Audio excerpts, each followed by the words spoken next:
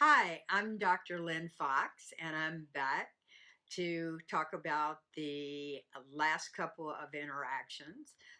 We have 15 TESA interactions that we have been working to cover, and we are on the 14th, which is about accepting feelings. What I'd like to do is to go back to Strand B, which talks about feedback, and I'd like to bring us up to date. We are actually at the last one in this sequence, and there's quite a few things you need to do so that this one will work.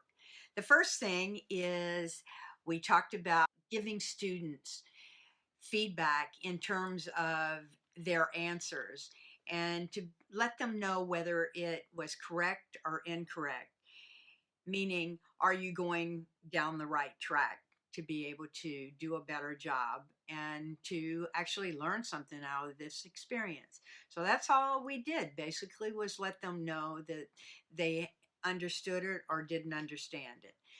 The next interaction that we worked on in this strand was where we started looking for things that they did well and to highlight that, at least let them know that they got part of the answer correct, and to basically look for some of the positives. So to bring more positive interaction into the classroom and feedback to their students.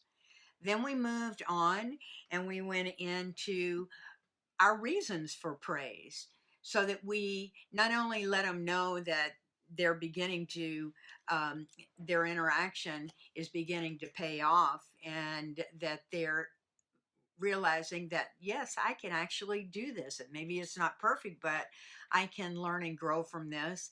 And then the way that we as teachers do this in terms of the way we give them feedback is that basically we walk them through and say, this part of the essay was really good and it stated these three things, and you ended it with a really nice transition sentence.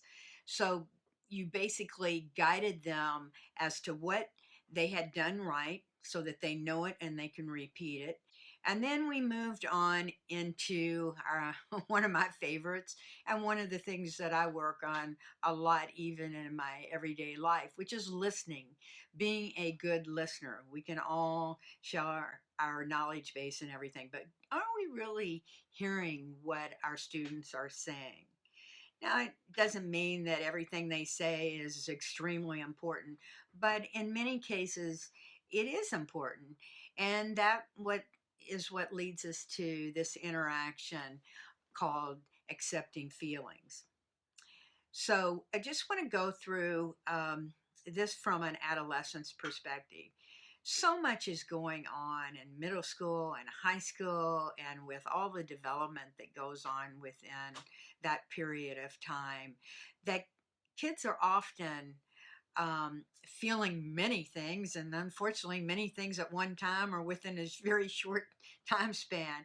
And also, many times there are extreme feelings, like the anger is just hostile almost, and sometimes the joy and the laughter is just out of control. It's really neat, but it's not appropriate for the moment in time, especially in the classroom. But I want to address some of the negative feelings that they bring into the classroom, because when I say accept feelings, I don't mean accept inappropriate behavior, and that's not what TESA is about. It's more about teaching them what to do with these feelings and ways to work through them and resolve them so that they can come out with a solution, or a better way to handle it with their peers, or with how their frustrations coming out in the classroom. Now, again, TESS is about doing what we already do for high achievers with low achievers or students that do need extra help. What TESS is requesting is that you do it for all students, and especially the low achievers. Many times they do not have the training or the skills to deal with it, and either they take it to an extreme to get out of the classroom, or they basically hush up, and then there is no growth there. So a couple of things that you can use in the classroom that I have found very helpful is programs like conflict resolution type activities, or even groups. Um, Things like peer mediation. Sometimes in schools, when there's a real problem, it helps to hear it from their peers versus an authority figure. One thing that I use in my classroom is journals to work through different situations where the students can write it down and then reflect on it and then see if they can come up with a better solution. Kids that really are having issues with anger, and when you really find out what it is that they're angry about, it's very justified. However, in the classroom, we don't have a lot of time to deal with that. That is when it's very necessary to go outside the classroom as a teacher and contact the counselor or the vice principal, who often has special skills for dealing with this and can work with them on a one-to-one basis. So I hope that this has given you an overview and an understanding of the youth that you are working with. And I look forward to working with you on our last interaction in our next session. Hello, this is Sandra Elliott again, and we're talking about TESA number 14, which has to do with accepting feelings versus behavior. As Dr. Fox has already mentioned, adolescence is a time for students to be either overly protective of their feelings or exaggerating their feelings. And if anything, they want to look good in front of their peers. So it is let's say, a tentatively explosive situation in a classroom with students. But the ability to work with students and give them a message that it is okay to make mistakes. Another area is just to work on being generally non judgmental. Name calling, which of course, if you go back to the rules in using collaborative or cooperative learning, you're no put downs. And this is the area of social skills. And so students bring a lot of habits that into the classroom because they're not very kind with each other.